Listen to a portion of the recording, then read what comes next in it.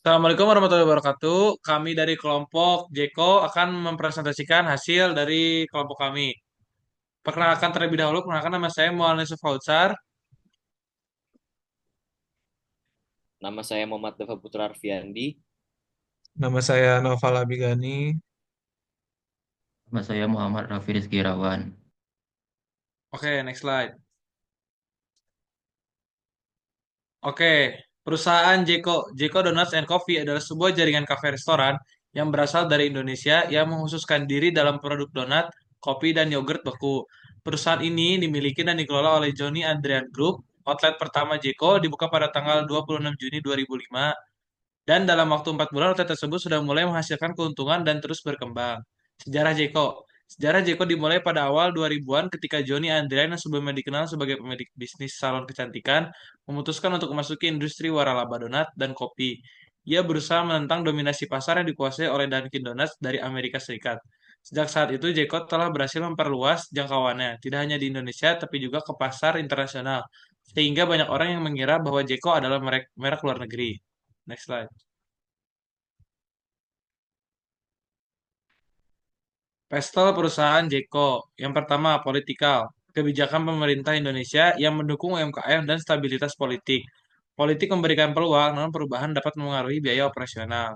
Yang kedua, ekonomik. Pertumbuhan ekonomi Indonesia memberi peluang bagi Jeko, namun inflasi dan fluktuasi nilai tukar dapat meningkatkan biaya bahan baku dan daya beli. Yang ketiga, sosial. Perubahan gaya hidup dan tren konsumsi sehat menjadi peluang dan tantangan.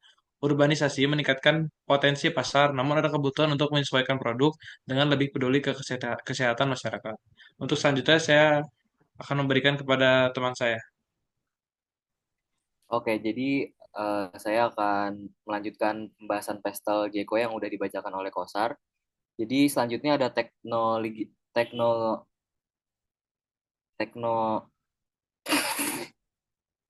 teknologi digital, inovasi produksi menggunakan teknologi modern untuk memastikan efisiensi dan konsistensi produk seperti mesin otomatis untuk membuat donat dengan kualitas yang seragam. Setelah itu ada environmental, yaitu sumber bahan baku Jeko perlu memastikan bahan baku seperti tepung, gula, dan kopi diperoleh secara berkelanjutan tanpa merusak lingkungan. Terus yang terakhir, yaitu legal, kepatuhan pada peraturan pangan, memastikan semua produk mematuhi standar keamanan dan kesehatan pangan sesuai regulasi pemerintah. Boleh di next? Oke, jadi selanjutnya adalah SWOT perusahaan Jeko. Untuk yang pertama ada brand recognition, yaitu Jeko memiliki pengenalan merek yang kuat di pasar Indonesia. Merek ini dikenal luas dan memiliki loyalitas pelanggan yang tinggi, yang merupakan aset penting dalam industri makanan dan minuman. Setelah itu ada inovasi produk. Jeko dikenal dengan berbagai varian donat yang inovatif dan menarik. Mereka sering memperkenalkan rasa baru dan produk musiman yang dapat menarik perhatian konsumen. Yang ketiga ada kualitas produk. Jeko juga menjaga standar kualitas yang tinggi dalam produk mereka yang membantu reputasi positif di kalangan pelanggan. Kualitas bahan baku yang digunakan juga menjadi salah satu faktor kekuatan. Dan yang terakhir ada jaringan distribusi yang luas. Jeko memiliki banyak gerai di berbagai lokasi strategis termasuk pusat perbelanjaan dan area ramai yang memudahkan akses bagi pelanggan. Selanjutnya akan dilanjutkan oleh teman saya. Baiklah, saya akan menjelaskan tentang weakness. Yang pertama, ketergantungan pada pasar lokal. Jeko masih sangat bergantung pada pasar Indonesia, yang dapat menjadi kelemahan jika terjadi perubahan dalam preferensi konsumen atau kondisi ekonomi. Lalu ada harga yang relatif tinggi. Meskipun menawarkan produk berkualitas, harga donat Jeko cenderung lebih tinggi dibandingkan dengan kompetitor lokal. Ini bisa menjadi penghalang bagi segmen pasar yang lebih sensitif terhadap harga. Lalu ada tantangan dalam inovasi berkelanjutan. Meskipun Jeko dikenal dengan inovasi produk, tantangan untuk terus menghadirkan produk baru yang menarik dan relevan dengan tren pasar dapat menjadi kelemahan jika tidak dikelola dengan baik. Lalu ada persaingan yang ketat. Pasar donat di Indonesia semakin kompetitif dengan banyaknya merek baru yang bermunculan. Jeko perlu terus beradaptasi dan berinovasi untuk mempertahankan pangsa pasar. Lalu ada opportunity. Yang pertama ada ekspansi pasar. Jeko memiliki peluang untuk melakukan ekspansi ke pasar internasional, terutama di kawasan Timur Tengah yang sedang berkembang dengan strategis pemasaran yang tepat. Jeko dapat menarik pelanggan baru di wilayah tersebut. Lalu ada inovasi produk. Peluang untuk mengembangkan varian produk baru seperti menu yang lebih sehat atau berbasis lokal dapat menarik lebih banyak konsumen yang peduli dengan kesehatan dan keberagaman rasa. Lalu ada tren konsumsi kopi dan donat. Meningkatnya minat masyarakat terhadap kopi dan donat sebagai bagian dari gaya hidup modern memberikan peluang bagi Jeko untuk meningkatkan penjualan dan memperluas jangkauan pasarnya. Lalu ada kemitraan strategis.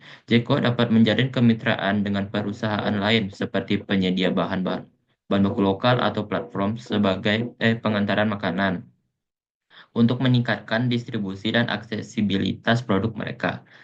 Selanjutnya akan dijelaskan oleh teman saya. Oke, selanjutnya adalah third. Yang pertama adalah persaingan yang ketat, di mana pasar makanan dan minuman ini, khususnya donat dan kopi, sangat kompetitif dengan banyaknya lokal dan internasional. Nah, Jeko ini harus terus berinovasi untuk tetap relevan.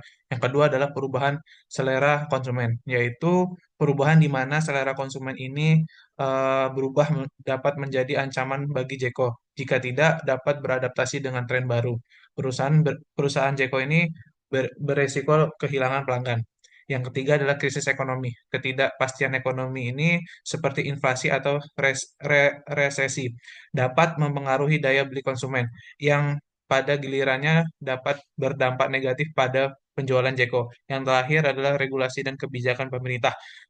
Perubahan dalam regulasi ini pemerintah terkait industri makanan dan minuman seperti pajak atau standar kesehatan dan juga mempengaruhi operasional dan biaya Jeko.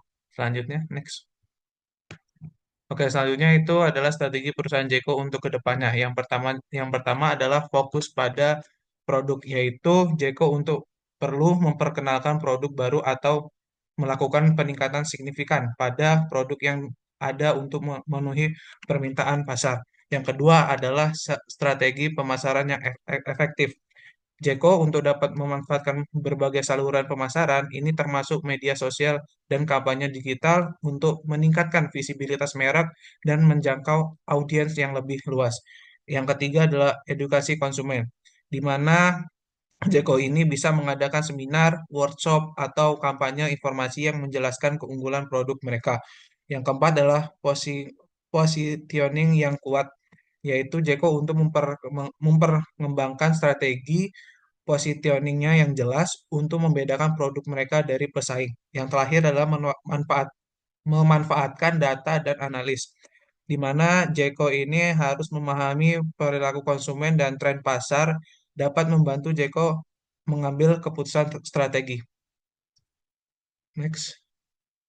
Oke, ini adalah bahan apa namanya donatnya, terus ada juga kopinya. Next.